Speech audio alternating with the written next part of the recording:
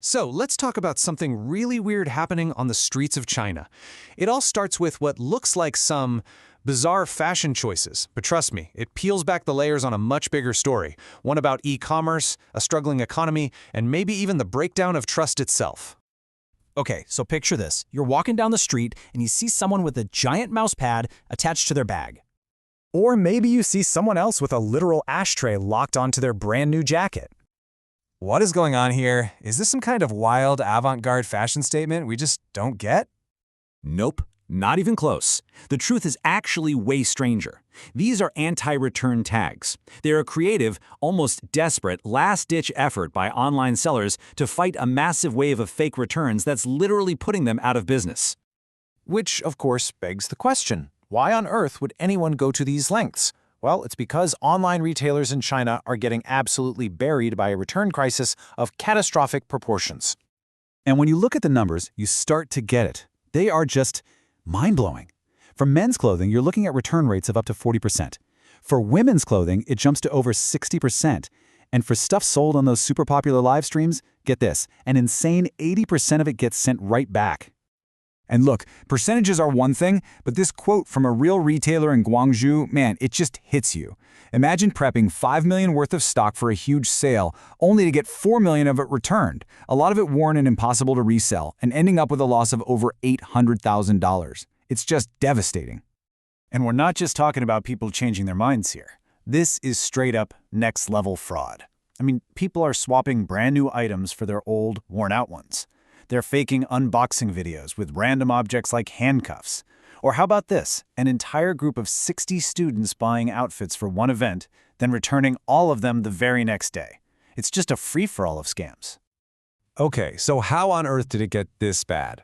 Well, to figure that out, we've got to look at the e-commerce platforms themselves. You see, in this insane race to get more users, they created policies that, well-intentioned, basically threw open the doors for people to exploit the system. The main culprit here is a policy called refund only. Now, the idea was actually good. Protect customers from shady urchins selling terrible products. If your item was obviously broken or fake, you could get your money back without having to ship it back.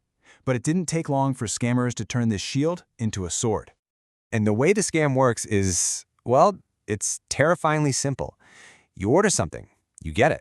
Then you just claim there's a problem. Maybe you say it's damaged or the wrong item, often using a fake photo.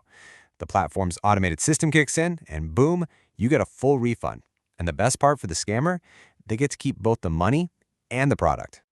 You know, this wasn't just a few people messing around. It exploded into a full-blown gray market industry, a whole underground economy built on fraud. You had so-called professional returners placing hundreds of these scam orders a day. You even had courier stations teaching ordinary people how to game the system for a little piece of the action. But this is where the story gets a lot deeper. Is this just about people finding a loophole and taking advantage of it? Or is there something bigger driving all of this behavior? The source material we're digging into here actually offers two really profound and really different explanations for what's going on. And it really comes down to this. Are we looking at an economic problem or a moral one? Is this a symptom of a massive economic squeeze where people are just so desperate they'll do anything to get by?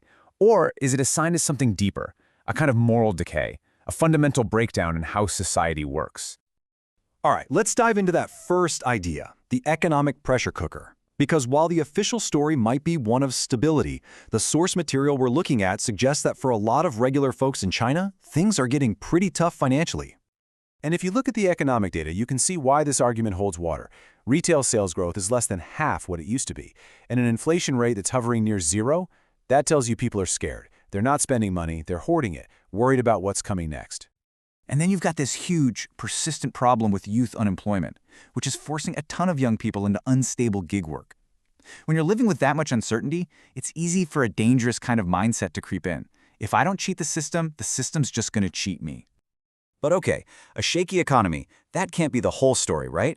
And this is where the source we're looking at makes a much heavier, much more provocative argument that what we're really seeing is a society-wide moral collapse.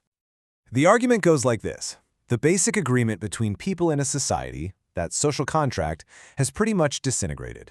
The old idea that if you work hard, you'll be rewarded, That's been replaced by a much darker, more cynical belief. If you don't cheat to get ahead, you're a sucker, because you can bet everyone else is trying to cheat you. And just to be clear, this is a very direct and very politically charged argument from the source material. It points the finger squarely at the Chinese Communist Party. It claims that by systematically stamping out things like religious belief and controlling the flow of information, the CCP has essentially created a moral vacuum. And in that vacuum, the only thing left to believe in is money. And the only goal is to get it, no matter how you have to do it. And commentators quoted in the source, people like Hu Ping, they take it a step further. They argue that this isn't a problem you can just fix with economic growth. They believe that for any real moral recovery to happen, it would require huge political change and a new respect for what they call universal values, things like basic human rights and dignity. So, with their entire business model under attack, what are the platforms doing? Well, they're finally fighting back with technology. Big players like Taobao are rolling out some seriously sophisticated AI that can now spot and automatically block hundreds of thousands of these fake refund requests every single day. Which brings us to the final, really big question here. This whole story started with a weird-looking mouse pad, but it's really about the total collapse of trust between buyers and sellers and between people and the systems they use.